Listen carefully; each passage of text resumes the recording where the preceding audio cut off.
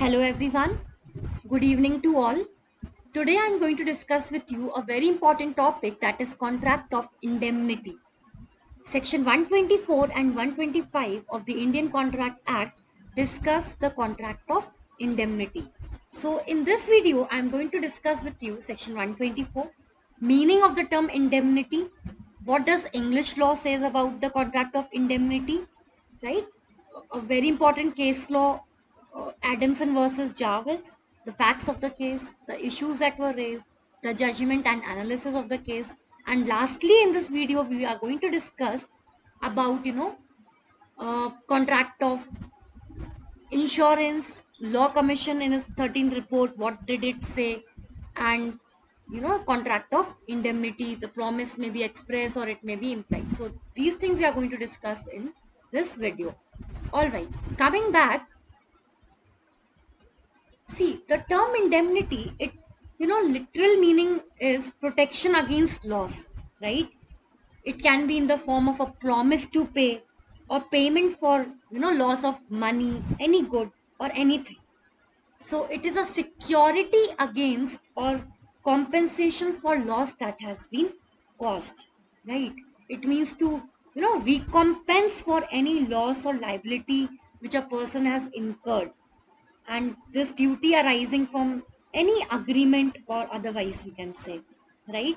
So indemnity is a contract by which the person, the promiser, he undertakes an original and independent obligation to indemnify for the loss that has been caused. We will also see the Indian definition, but before that, let's see what does English law says on the contract of indemnity. See, in English law, this term indemnity, it means a promise, all right? A promise to save a person harmless from the consequences of an act, okay? And this promise can be expressed, it can be implied, okay?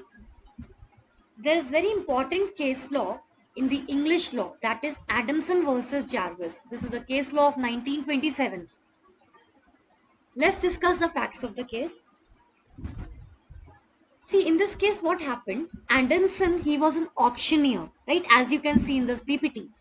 He was given a kettle by Jarvis. All right. Here, Adamson, who was an auctioneer, he was represented with the fact, right, by Jarvis that, he was a real owner of the kettle as well as the goods. The auctioneer, that is Adamson, he was not aware of the fact that Jarvis had no right to sell the goods. Okay. So in this case, what happened? This person Jarvis, he sold the kettle, on the orders of Adamson. Now, Adamson, uh, he was entitled to recover the money he had to pay to the true owner of the kettle as well as any expenses incurred by him, right? Because Jarvis was ordered by the court to pay damages to Adamson, right? The obligation to indemnify is a voluntary obligation taken by the indemnifier, right? Because Adamson, who was an auctioneer, he followed the instructions of Jarvis and he sold the kettle, right?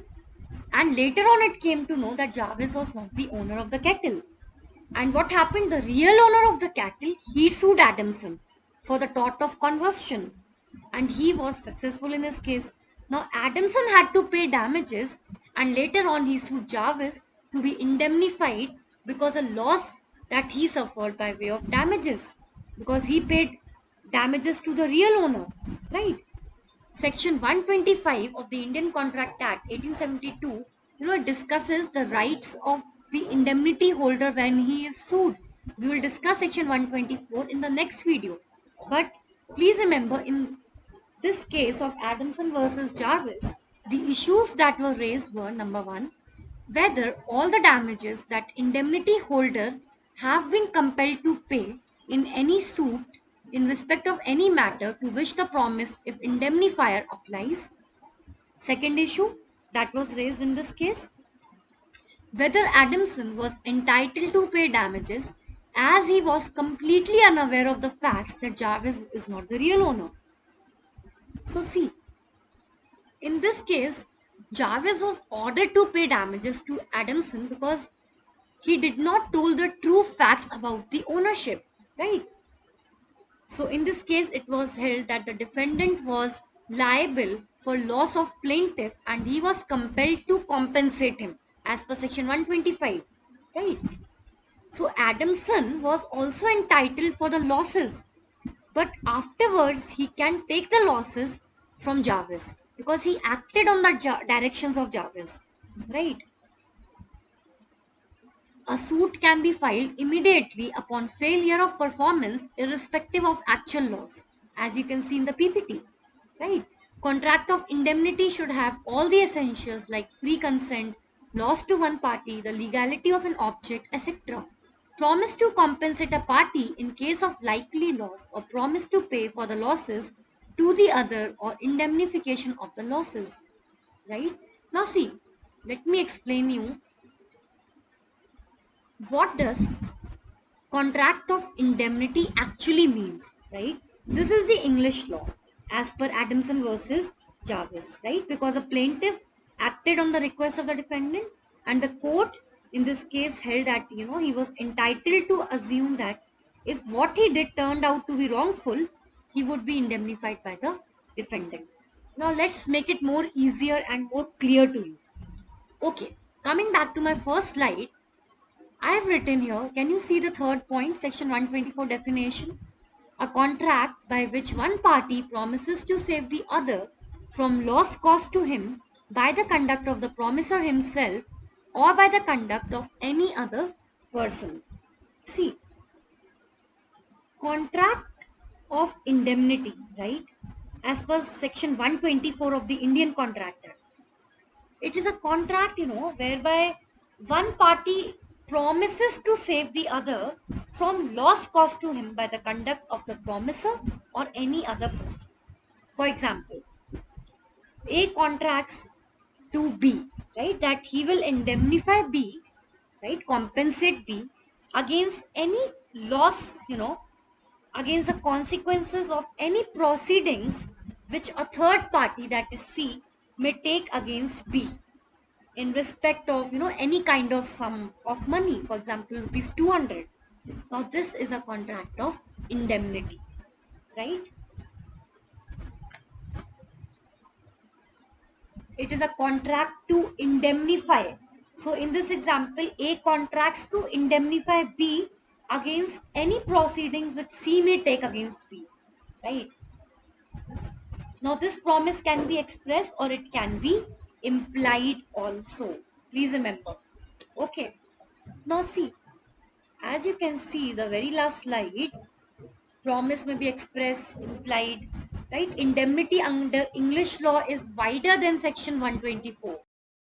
So we will see how this indemnity under English law is wider than section 124 of the Indian Contract Act, right? Before coming to that, see, indemnity, you know, is a contract of indemnity. We can say it is a kind of contingent contract. All right. It is, we can also that say that it is an original and direct engagement between two parties, okay, whereby one promises to save another harmless from the result of the conduct of the promiser or any other person, right? So we can see from the wordings of section 124 that the promisee under a contract of indemnity must have suffered loss, right, before he can hold the promiser liable on the contract of indemnity, right? The happening of the loss is the contingency on which the liability of the indemnifier springs into existence, right? That is why I said indemnity. We can say that, contract of indemnity is a kind of contingent contract. Why? Because the happening of the loss is the contingency on which the liability of the indemnifier comes into existence. Okay.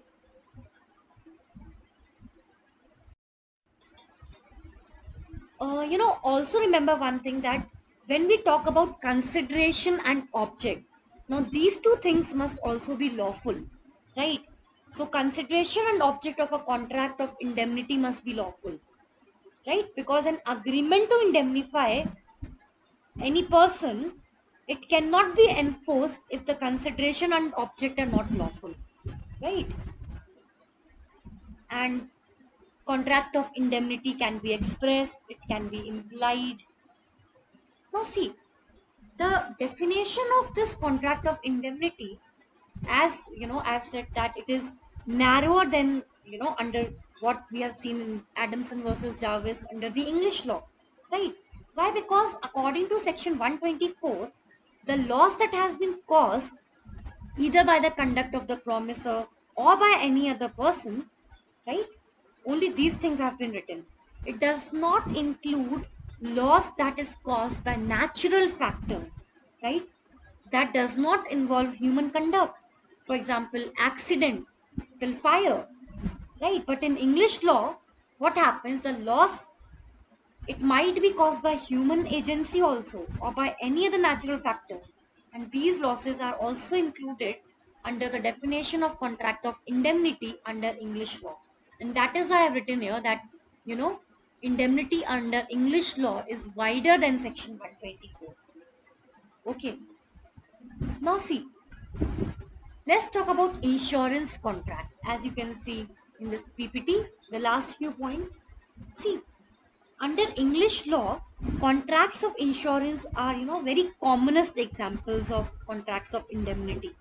Okay, but under Indian Contract Act, they are not contracts of indemnity. The insurance contracts are not contracts of indemnity, right? In you know, Indian law, it is, the indemnity is restricted to those cases only in which the loss is sought to be reimbursed or is caused by the conduct of the promisor or by any other person, right? That means a loss must be such as the promisor has taken upon himself to indemnify, right? So contract of insurance is not a contract of indemnity in India. Please remember, it is very important. And also the Law Commission in its 13th report 1958, it recommended that, you know, there should be an amendment to section 124, right? It should be widened, it should be broadened enough to cover all these things. Okay, so in the next video I will discuss with you section 125, that is rights of indemnity holder. So thank you, keep watching more videos. Thank you so much, take care.